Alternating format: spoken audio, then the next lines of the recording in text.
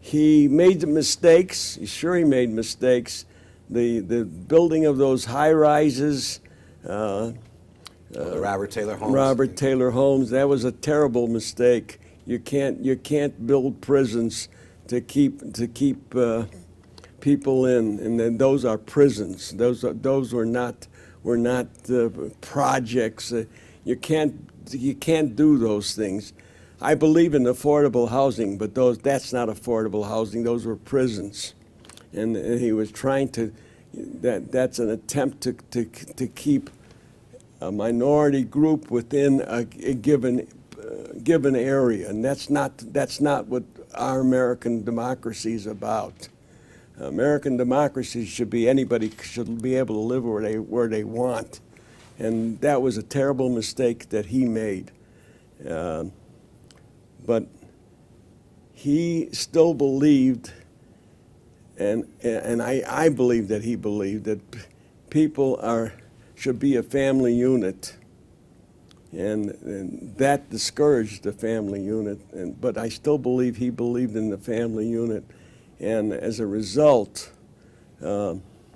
we had family values, and if he had any great effect on our society, he kept us on the right track in values. And maybe I'm wrong. I don't know. Well, there's interesting. What do you think his greatest weakness was? Probably the fact that he tried to lock minorities within a boundary, try to ghettoize people, and you can't do that. Now, there has been some folks who have said that that's what the sociologists and the planners were suggesting back then as the way to do that. I mean, it wasn't just Chicago that did that type of housing, it was nationally, but you feel that it was more than just the talk of some sociologists. Look, I'm a Jew. I know what the word ghetto means. That's our history too. When I first came into the city council, one of the first things I worked on was a thing called redlining. Yes. And that was the financial institutions trying to use money to keep people within a certain boundaries. And it was wrong. It was wrong when the bankers did it. It was wrong when the mayor did it by way of the high rises. His weakness was that. It was a social weakness. And while his greatest accomplishment was in the social area, his greatest weakness was in the social area. And that's my personal feeling.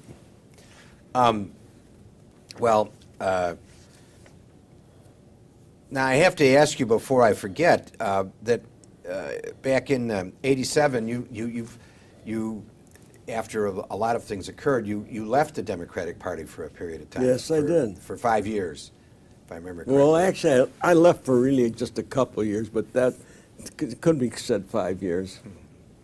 I had no future in the Democratic Party. Harold Washington knocked me out. What do you mean he knocked you out? There was no future for me.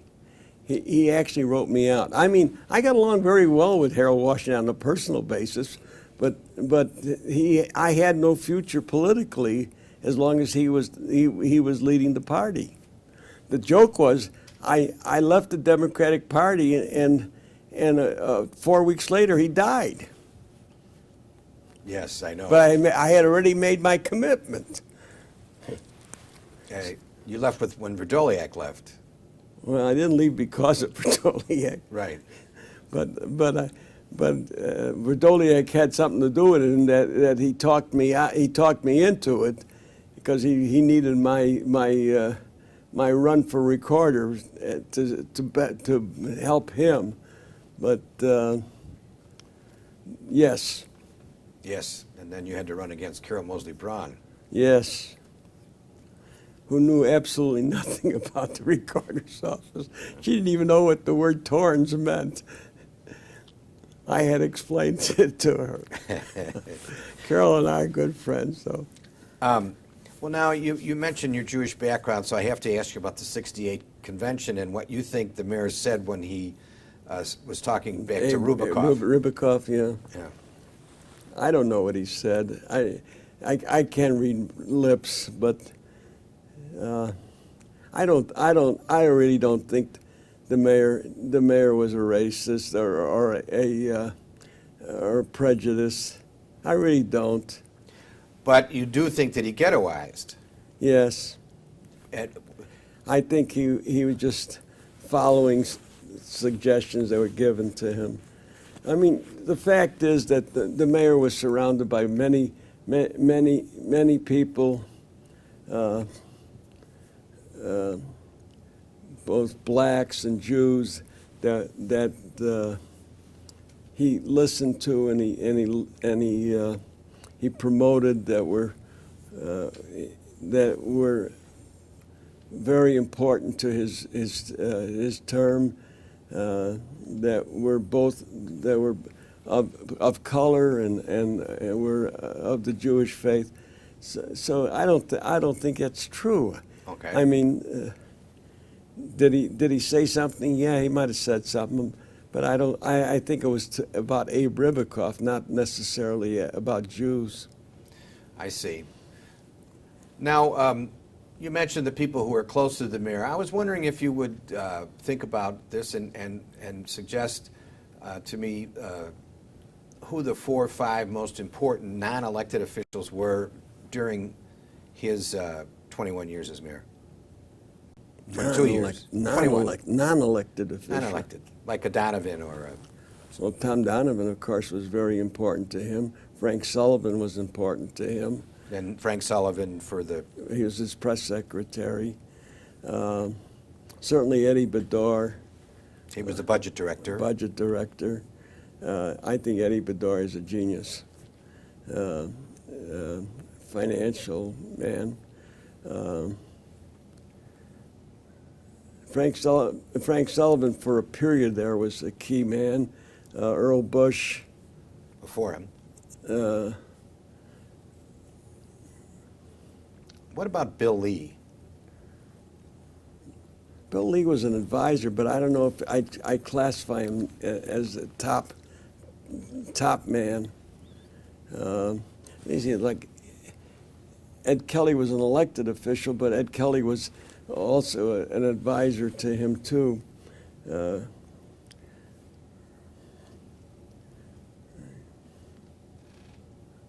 lot of elected officials were key men to him.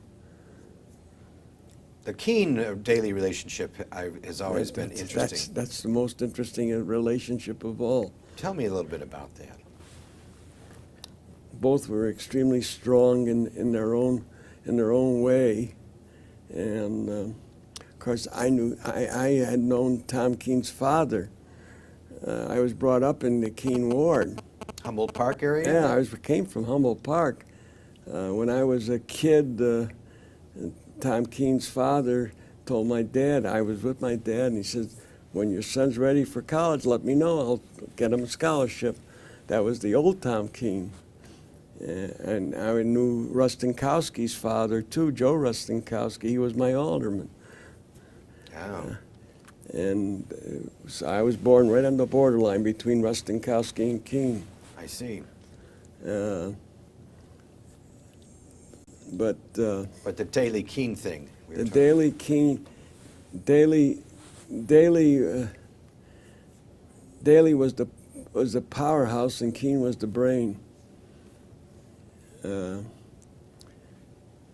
O'Connor said one wanted money and the other wanted power. Yeah, that's Len OConnor. Len OConnor. Yes. Right. But so they were not personally close. It was professionally close? Yeah. They ran the city. Keene was the barn boss in the council, and Daley ran the party, and Daley was the power. So there was mutual respect. Oh, yeah, no question of that. But Keene was the iron fist. Daley was much softer than Keene, though.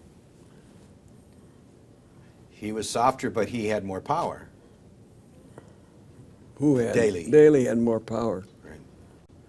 Some people think, I've always, when you read about him, they say he was one of the top 2 or 3 most powerful Democratic politicians in the country, but he basically was a county boss. Yeah, but he could tell presidents what to do.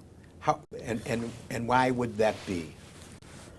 Because without his okay, a president knows that he could be thrown from power. Because of the votes?